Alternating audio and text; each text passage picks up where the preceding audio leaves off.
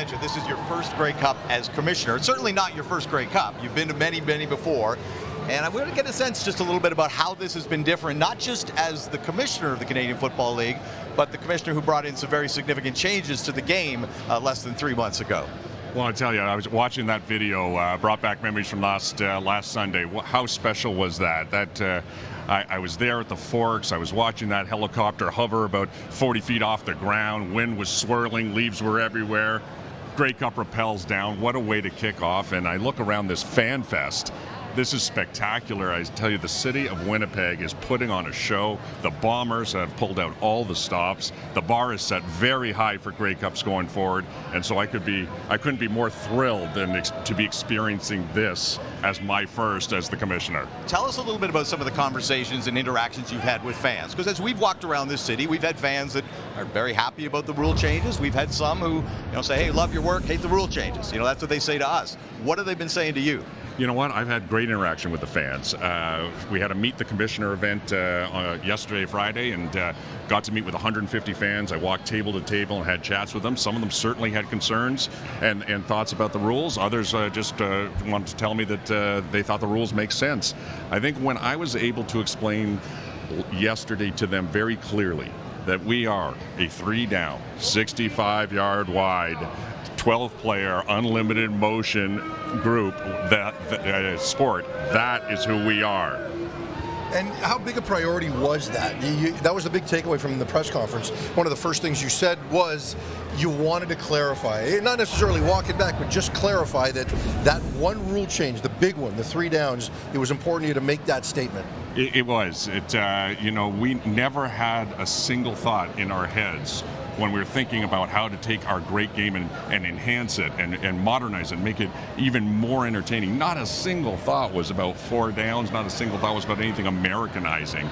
And so I did not make that clear enough at the time, and I wanted to make sure I was making that clearer this week. And with the Players Association as well, one of the things we heard from Solomon Elamimian and David Mackey was that you assured them if something like this was going to happen again, that they would be consulted, that they would have some input.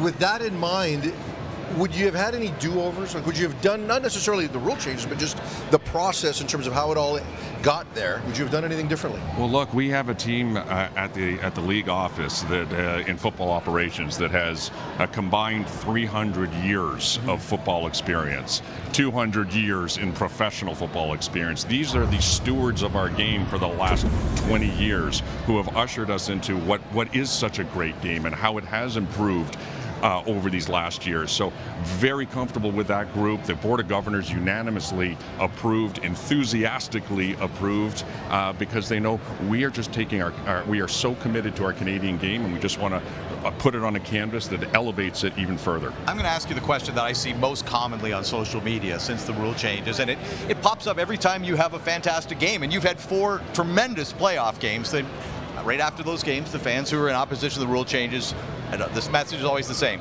I just watched the game. It was fantastic. I love it.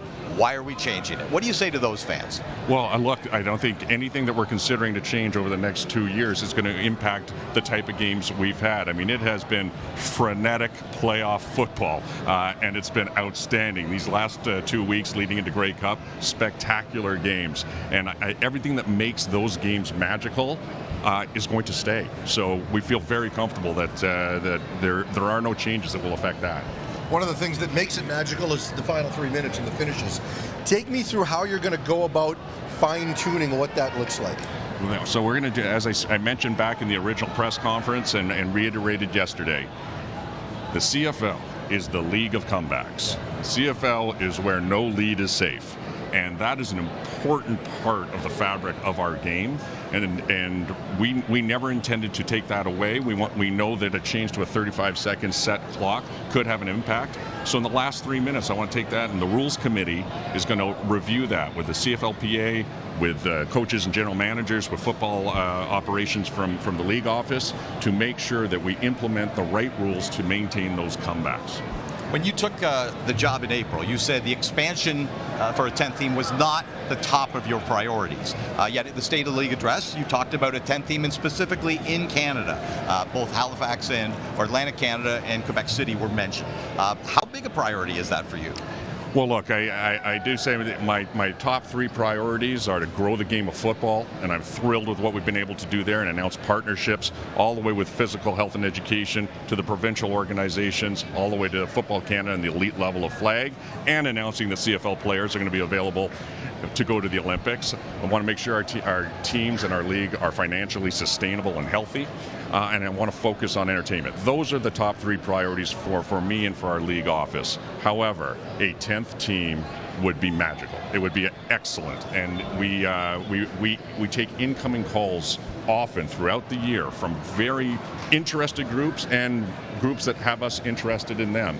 And I would suggest that Atlantic Canada remains an outstanding opportunity.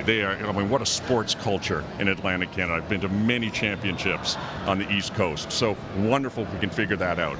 We've seen what the Rouge do in Quebec City, and Quebec is such a football culture, and Quebec City in particular, another great market, and there are others. But yes, we are focused, if we're going to expand, on that 10th team being Canadian. Last thing we'll ask you is free agency and the salary cap and some potential changes around that. We saw a big increase in the salary cap a year ago. Can we expect another one, and how might that affect the timing of free agency?